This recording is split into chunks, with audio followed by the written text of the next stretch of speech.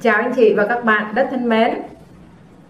Hôm nay em làm khô gà lá chanh để chia sẻ đến anh chị cùng các bạn cách làm khô gà lá chanh mà em thấy rằng nó nhanh và nó đơn giản nhất so với từ trước đến giờ em đã từng chia sẻ những cái công thức làm khô gà lá chanh. Nguyên liệu đơn giản và cách làm thì nhanh, dễ làm. Thì cái công thức này anh chị có thể làm vào cái dịp Tết này, mình làm ăn ở trong gia đình để biếu quà Tết, hoặc là anh chị kinh doanh mình làm để bán cũng đều được ha. Ở đây thì em có là 6 cái miếng ức như thế này của 3 cái ức gà lớn. Anh chị lựa chọn mua cái ức lớn nó hơi già một chút thì cái thịt nó sẽ dai, mình làm cái khô gà nó ngon hơn, nó chắc hơn.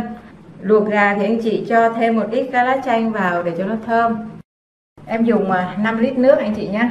Và cái nước đó nó đã nóng gần sôi rồi thì anh chị cho xả vào đây 100g xả, 5 củ, và anh chị đập dập đi dùm em. Một củ gừng cũng 100g luôn, rửa sạch để nguyên vỏ và cắt lát ra. Một ít cái lá chanh nữa anh chị cho vào đây, mình bóp cho nó ra cái tinh dầu cho nó thơm ha. Và em cho vào đây 12g muối, một muỗng canh vừa vơi thôi. Đậy nắp lại nấu cho nó sôi lên rồi mới thả thịt gà vô anh chị ạ. Đó, cái nước luộc nó phải sôi bùng lên như thế này nè anh chị. Bây giờ thì anh chị bỏ cái thịt gà này vào đây. 2,5 kg ức gà. Thịt gà mua về anh chị sơ chế rửa sạch ha. Đây em đã rửa sạch rồi bằng muối loãng. Và bây giờ mình cứ mở nắp như thế này chờ cho sôi bùng trở lại. Cái nồi nước luộc ức gà bây giờ nó sôi trở lại rồi nè anh chị, luộc cho em 7 phút ha. Mình tính từ khi mà nó sôi trở lại anh chị. Thì cũng tùy theo cái miếng ức gà lớn hay nhỏ mà chúng ta tính thời gian ha. Nếu mà nó nhỏ thì chúng ta luộc 5 phút thôi, vừa chín đến. Không có luộc chín quá thì cái thịt gà nó sẽ khô. Thịt gà em luộc đã được 7 phút rồi thì em tắt bếp đi. Và không có lấy ra liền nha anh chị, đậy nắp và để ủ ở trong này 10 phút giùm em. Thưa anh chị và các bạn, đây là cái cây chanh Thái và còn có một cái tên gọi khác nữa là cây trúc. Thì cái lá này á mình dùng để mà làm khô gà lá chanh thì thơm lắm luôn. Cái cây này á thì nó khác với lại cái cây chanh mà chúng ta trồng để ăn trái. Cái lá nó thơm hơn, khi mà mình dùng nó để mà ăn thịt gà luộc thì quá tuyệt vời. Tất nhiên là khi mà làm khô gà lá chanh mà dùng cái lá này thì nó sẽ thơm hơn cái lá chanh mà chúng ta dùng ăn trái đó.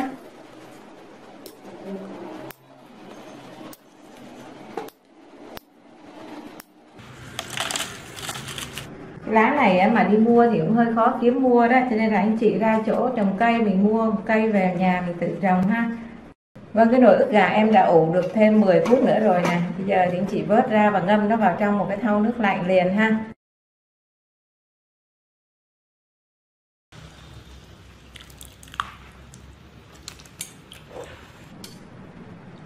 Cái này không có để ủ lâu anh chị ha. Mình ủ 10 phút thôi, để lâu quá nó chín quá nó khô cái thịt gà là một hồi nữa. Khô gà ăn nó khô không có ngon, không có ngọt thịt.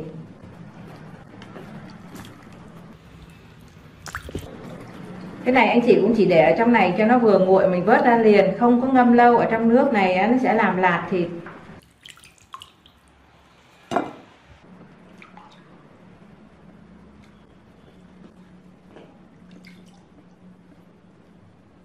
Khi mà xé thịt gà thì anh chị xé miếng lớn hay nhỏ tùy ý anh chị muốn.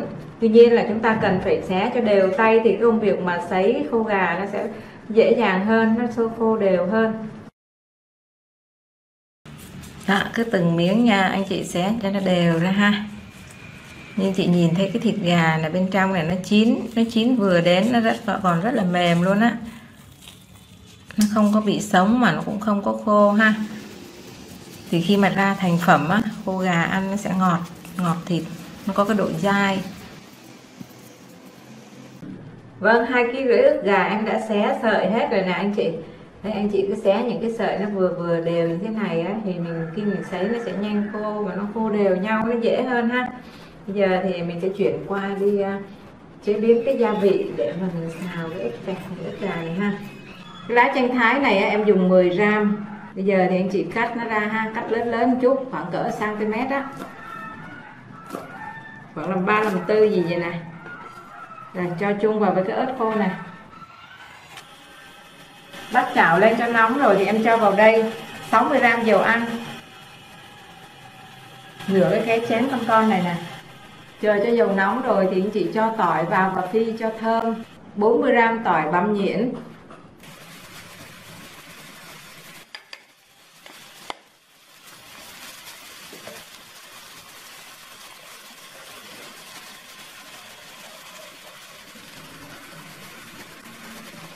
Đó, tỏi anh chị phi và đảo đều cho nó thơm, cho nó có cái độ vàng nhẹ thôi ha. Đừng có để nó vàng quá một hồi nó nhanh dễ bị cháy á.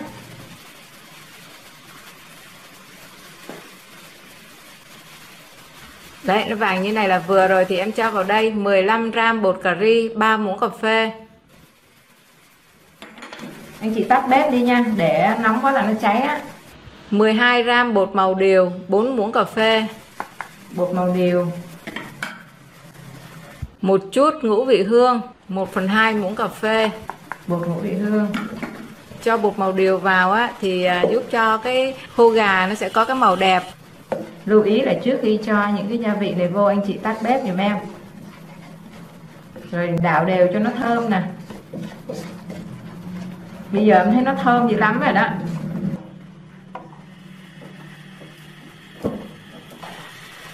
Sau khi mình đảo đều lên cho thơm thì anh chị để lửa nhỏ hết cỡ nè. 350g đường.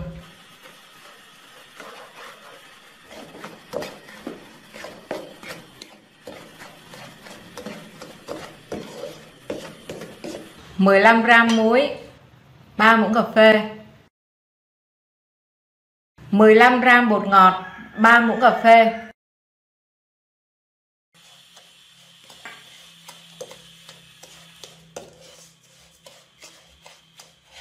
120g nước mắm.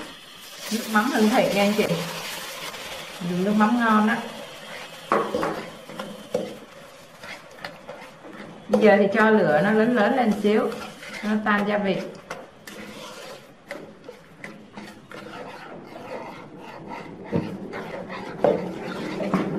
Đó, bây giờ em để lửa cái mức trung bình như này ha. Bây giờ thì em múc ở đây một vá nước luộc gà nè, 100ml. Cho vào để cho nó tan gia vị.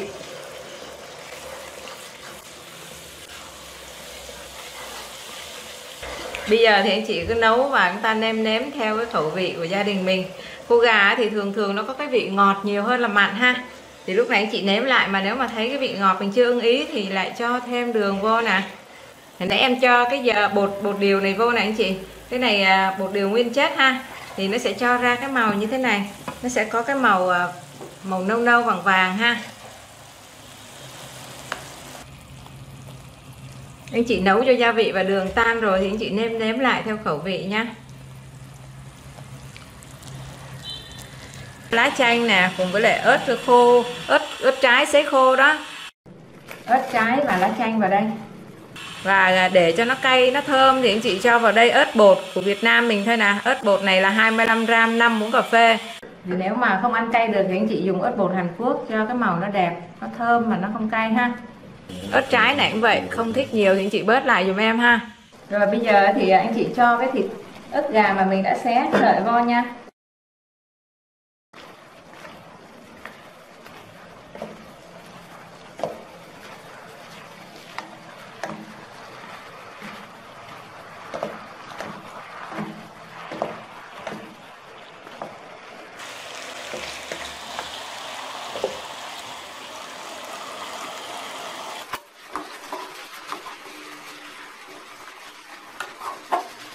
Bây giờ thì anh chị về lửa trung bình và chúng ta đảo đều cho nó rút cái gia vị vô.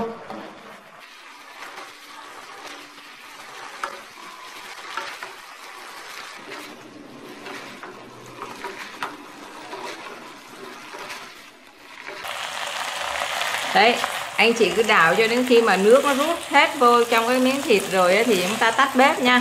Nó rút hết nước rồi mà mình còn sao nữa thì cái màu nó sẽ không được tươi đẹp.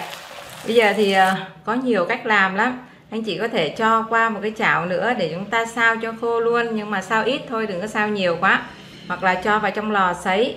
Không nữa anh chị phơi nắng cũng được, nhưng mà phơi nắng thì cái khô không có thơm. Cái màu đẹp nhưng mà khô không có thơm. Nếu mà xào bằng chảo thì anh chị xào ít một thôi để cho nó nhanh và nó không có bị nát.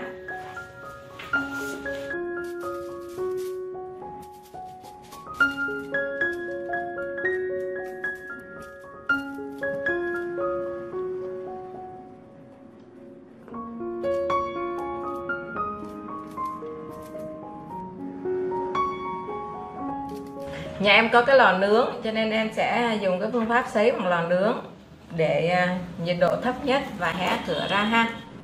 Lò thì em đã làm nóng trước 15 phút rồi. Em bật nhiệt độ của nó là 100 độ là thấp nhất nè, quạt đảo chiều trên dưới và cái vòng quay là 60 phút.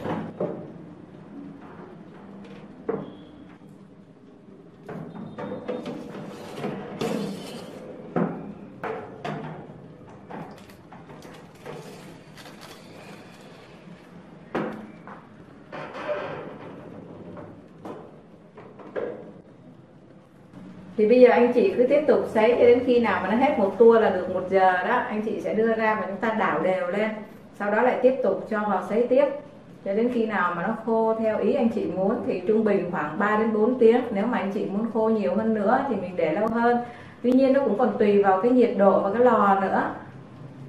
Thì anh chị sấy kỹ thì nó giòn. Ai mà thích ăn dai thì mình để có cái độ dai là mình ưng. Còn nếu mà muốn nó giòn thì để lâu hơn nữa. Cái lò của em á, là nó là lò nướng cho nên cái nhiệt độ thấp nhất là 100 độ. Thành thử ra anh chị mà có cái lò sấy á, thì anh chị để ở nhiệt độ 60 đến 80 độ thôi.